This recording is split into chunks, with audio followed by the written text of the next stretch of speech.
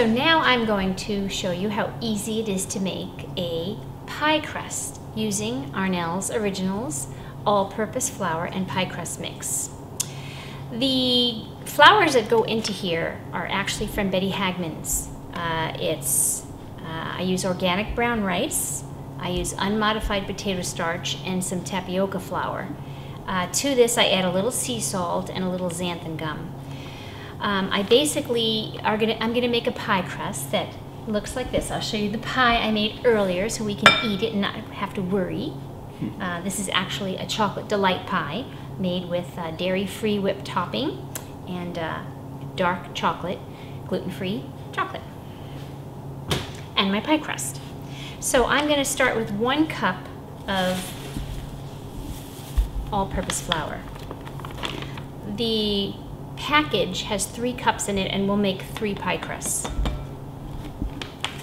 To that I'm going to add 1/4 of a cup of Earth Balance margarine, which is non-hydrogenated, non-dairy, and very yummy.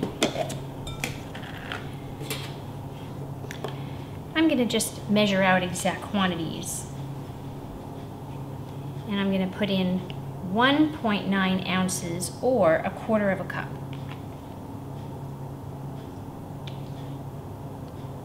As you notice, this is room temperature. This is not cold.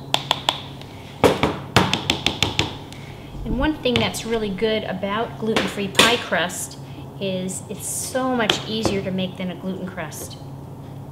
Gluten crust, sometimes if it breaks, it's hard to get it back together, but the integrity of this just is very easy. So I'm just going to mix this together, flour and Earth Balance margarine.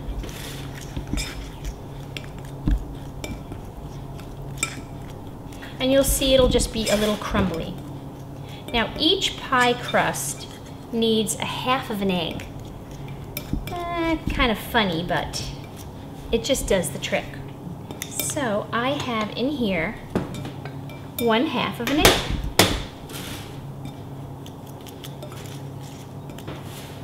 You'll notice it's crumbly and it's starting to stick together a little bit, but not fully. Then I'm going to add the 1/2 of an egg.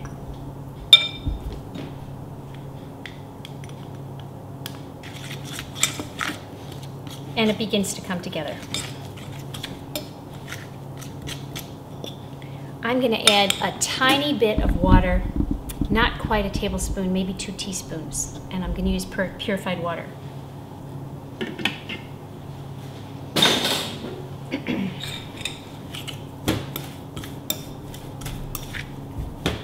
And I see that it's just perfect. It holds together well, perfect for rolling. I'm going to take 2 sheets of wax paper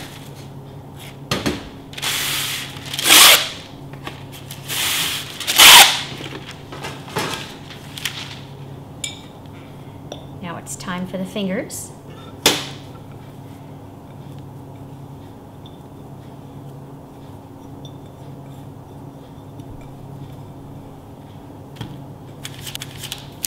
And this will make 1 single crust. I just kind of start it off a little round, take my other piece, and begin to roll it out.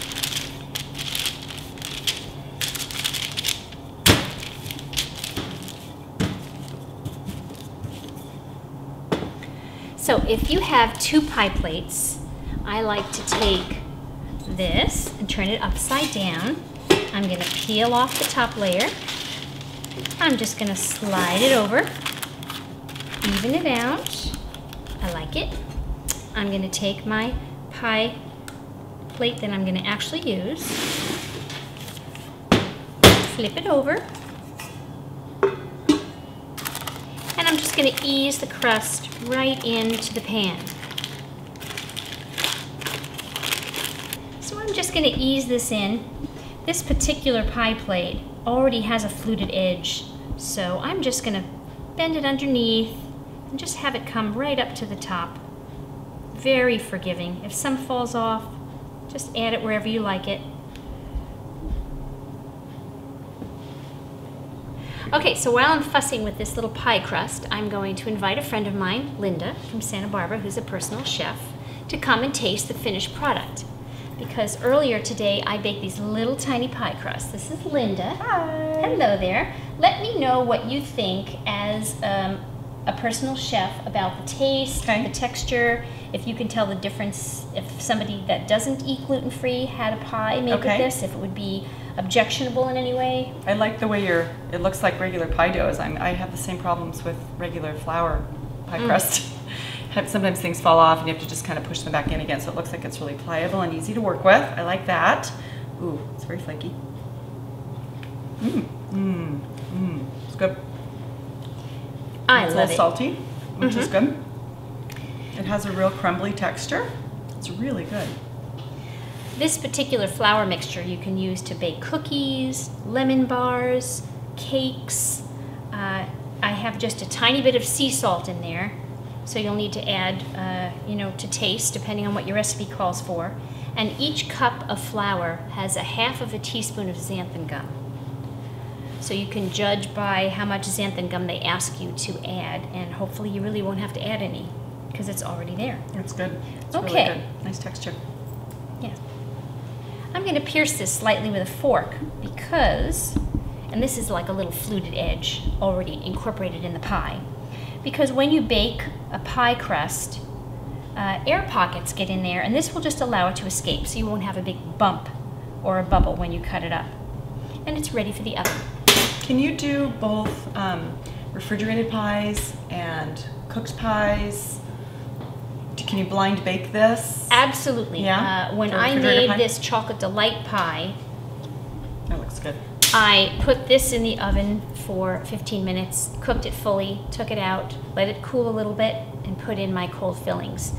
When I make an apple pie, which causes it to be in the oven for 45 minutes, I'll sometimes par bake this for 5 minutes, 7 minutes, so it starts to cook a little bit. Then I'll put in my apples or my other fruit and put it in the oven and follow directions for your apple pie. It comes out exactly the way you want it to be. It also look like it would shrink like regulars. Like sometimes you have trouble with pie crust shrinking. Do you ever have that problem with this? Yes, the pie crust will shrink a little bit. A way to get around that is to put beans in there. Yeah. And you could line it with, believe it or not, saran wrap, and then put beans and fold the saran wrap over, that the beans never get as hot as the pie, and so it doesn't melt the saran wrap. I just tend to pierce it and not use the beans personally. Also, keep in mind, you can totally make quiche, you can make pot pies, anything that calls for a crust, this is ideal. Great. And the taste is amazing. Okay, now I think we have to eat a piece of pie. Let's do it. Okay, now it's time to cut the pie. Yay! Let's see if it behaves. All right, looking good. Favorite part? I'm thinking about Thanksgiving and a pumpkin pie. Yes. And Arnel's pie crust. Okay, I liked the little sample that I tasted because it tasted like shortbread.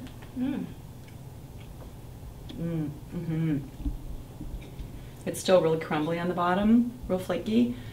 Like a shortbread cookie. You could almost take this recipe, I could almost see this rolling it in some powdered sugar. You know, for like those Christmas cookies, those shortbread cookies, be really good. Really good taste, good texture. Good.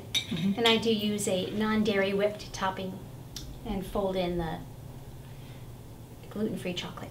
It's great, Arnel. And really I do good. put a little bit of coffee in there also because I like the mocha flavor. All right, thank you so much. Enjoy.